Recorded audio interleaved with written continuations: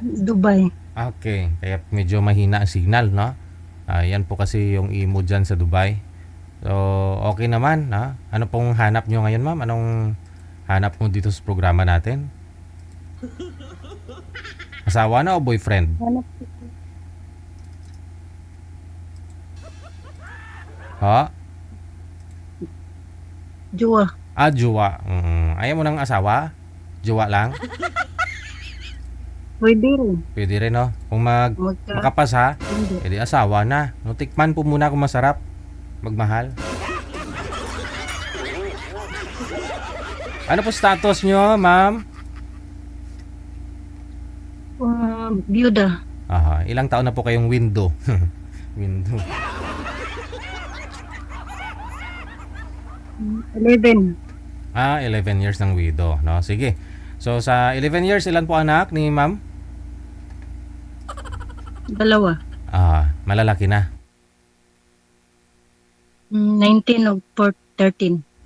Ilang taon na po kayo if you don't mind? 40. 40. Okay. Ba't ho maaga ho kayo na byuda? 35. Bakit nga po kayo na byuda? Bakit namatay si mister mo? Hindi namin nga. Hindi. Nagbigti. Sus. Bakit? Pinagsisihan niya na inasawa po kayo? Kaya tinapos niya yung buhay niya? Hindi po. Ganon po yung mama niya eh. Nagbigti din po. Wag mo na bagitin. Hindi ko na inulit eh. Okay. Tinapos ang buhay ng nanay niya. Ganon din. Ginaya niya yung nanay. Ano yun? Problemado? Baka depressed lang? Hindi ko po alam. Ano po yun? Siyempre nasa Dubai ka nung time na yon, ma'am? Diyan ka na sa Dubai? Hindi. Hindi pa ako nag-abroad. Magkasama pa rin kayo dito, oh. Pero ano nangyari? May na-notice ka po ba sa kanya? May napansin ka ba na kakaiba? May problema? Ano po? May utang? Wala naman po. Parang hindi niya kaya sigurong may mga problema.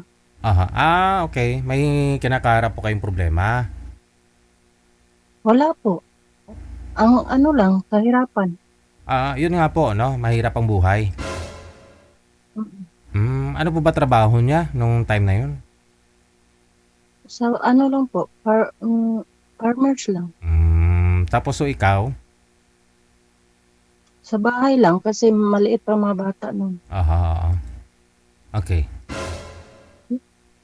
So siguro may bagay siya na gustong mangyari na hindi niya kayang gawin, no?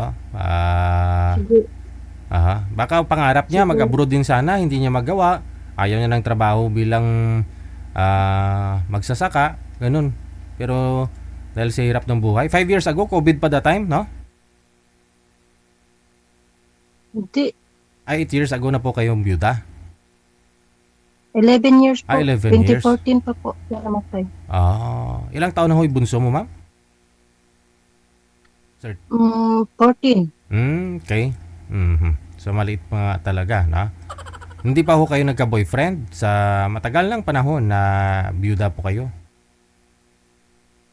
Nagkaroon po pero hindi na swerte. Hindi naswertihan?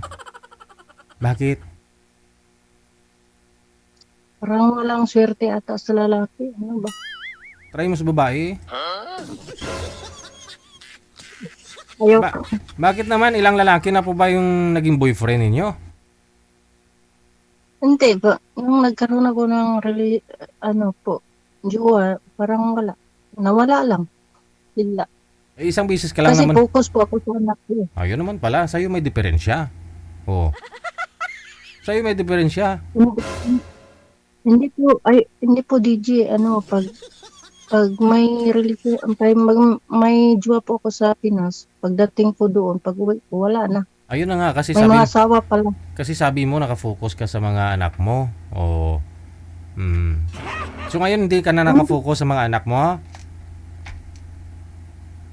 Hindi po, kasi college na po at saka high school. So hindi ka na masyadong nakafocus. Pwede ka na mag-boyfriend. Focus din. At saka makapokus din sa ano. Okay. Dua. Kung may Sino sino pong kasama ng mga anak mo dito sa Pilipinas? mama ko, papa ko. Kasi doon po sa bahay ko nung nag-abroad ako, nakapagawa po ko ng bahay. Anong province? Sa Maynila sila dati, pero kinuha ko. Saan po sila ngayon? Saang province? Mulabi sa mga del Sur. Okay. Sige. Ano hahanap mo sa isang lalaki? Yung mapagmahal at saka understanding. Prefer nyo yung dyan din sa Dubai? O okay lang po sa'yo yung LDR kayo dito sa Pilipinas? Okay lang po. Kung Na- okay sa kanya. Okay sa kanya. Sige, hahanap po tayo, no? 40 years old mula po sa may Dubai, no? Si Ma'am, ano nga po pangalan ulit, Ma'am? LC. LC, no? Dala po anak, window. Standby po kayo, Ma'am, sa linya. Babalik ko ako, may bit-bit na po akong lalaki, ha? Mga sir, nasa line 1 po si Ma'am Sky or si LC. 40 years old, no? Pwede na mag-boyfriend. Yun lang naman talaga eh. Kasi sabihin mong I love you, hindi niya po yun ma-appreciate kung wala ka namang time sa kanya. Na? Kahit di mo sinasabihan ng I love you pero may time ka palagi, handa kang makinig sa hinanain niya, no? Sa mga kwento niya. Yun po masasabi mong mahal mo siya, di ba? Alam mo yan sa sarili mo. Kumbaga priority mo na rin siya.